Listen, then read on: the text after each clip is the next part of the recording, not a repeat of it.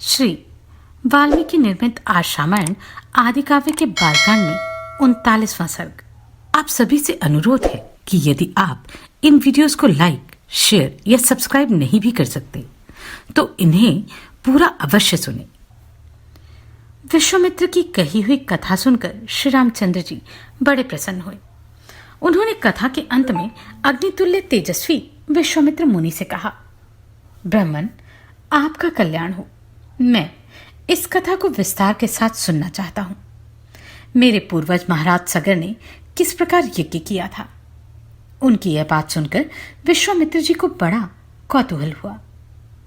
वे यह सोचकर कि मैं जो कुछ कहना चाहता हूं उसी के लिए ये प्रश्न कर रहा है, जोर जोर से हंस पड़े। हंसते हुए से उन्होंने श्री राम से कहा, राम, तुम महात्मा सगर के यज्ञ का विस्तार पूर्वक वर्णन सुनो। पुरुषोत्तम, शंकर जी के ससुर हिमवान नाम से विख्यात पर्वत विंध्याचल तक पहुंचकर तथा विंध्य पर्वत हिमवान तक पहुंचकर दोनों एक दूसरे को देखते हैं। इन दोनों के बीच में दूसरा कोई ऐसा ऊंचा पर्वत नहीं है जो दोनों के पारस्परिक दर्शन में बाधा उपस्थित कर सके। इन्हीं दोनों पर्वतों के बीच आर्यव्रत की पुण्य भूमि में उस यज्ञ का अनुष्ठान हुआ था। पुरुष सिंह, वही देश यज्ञ करने के लिए उत्तम माना गया है। तात, कुकुत्स नंदन राजा सगर की आज्ञा से यज्ञ अश्व को रक्षा का भार सुदृढ़ धनुर्धर महारथी अंशुमान ने स्वीकार किया था, परंतु पर्व के दिन यज्ञ में लगे हुए राजा सगर के यज्ञ संबंधी घोड़े को इंद्र ने राक्षस का रूप धारण करके चुरा लिया। काकुत्स्थ महामना सागर के उस अश्व का अपहरण होते समय समस्त ऋत्विजों ने यजमान सगर से कहा, ककुत्स नंदन, आज पर्व के दिन कोई इस यज्ञ संबंधी अश्व को चुराकर बड़े वेग से लिए जा रहा है। आप चोर को मारिए और घोड़ा वापस लाइए, नहीं तो यज्ञ में विघ्न पड़ जाएगा और वह हम सब लोगों के लिए अमंगल का कारण होगा। राजन, आप ऐसा प्रयत्न कीजिए जिससे यह यज्ञ बिना किसी विघ्न बाधा के परिपूर्ण हो। उस यज्ञ सभा में बैठे हुए राजा सगर ने उपाध्यायों की बात सुनकर अपने 60,000 पुत्रों से कहा, पुरुष प्रवर पुत्रों, ये महान यज्ञ वेद मंत्रों से पवित्र अंतःकरण वाले महाभाग महात्माओं द्वारा संपादित हो रहा है, अतः यहां राक्षसों की पहुंच हो ऐसा मुझे नहीं दिखाई देता। अतः यह अश्व चुराने वाला कोई देवकोटि का पुरुष होगा। अतः पुत्रों, तुम लोग जाओ, घोड़े की खोज करो, तुम्हारा कल्याण हो। समुद्र से घिरी हुई इस सारी पृथ्वी को छान डालो।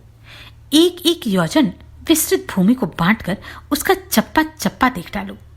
जब तक घोड़े का पता न लग जाए तब तक मेरी आगे से इस पृथ्वी को खोदते रहो। इस खोदने का एक ही लक्ष्य है, उस अश्व के चोर को ढूंढ निकालना। मैं यज्ञ की दीक्षा ले चुका हूं, अतः स्वयं उसे ढूंढने के लिए नहीं जा सकता। इसलिए जब तक उस अश्व का दर्शन न हो तब तक मैं उपाध्यायों और पौत्र अंशुमान के साथ यहीं रहूंगा।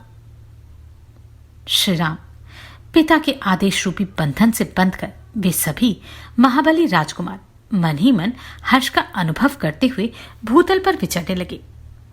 सारी पृथ्वी का चक्कर लगाने के बाद भी उस अश्व को ना देखकर उन महाबली पुरुष सिंह राजपुत्रों ने प्रत्येक के हिस्से में एक एक योजन भूमि का बंटवारा करके अपनी भुजाओं द्वारा उसे खोदना आरंभ किया।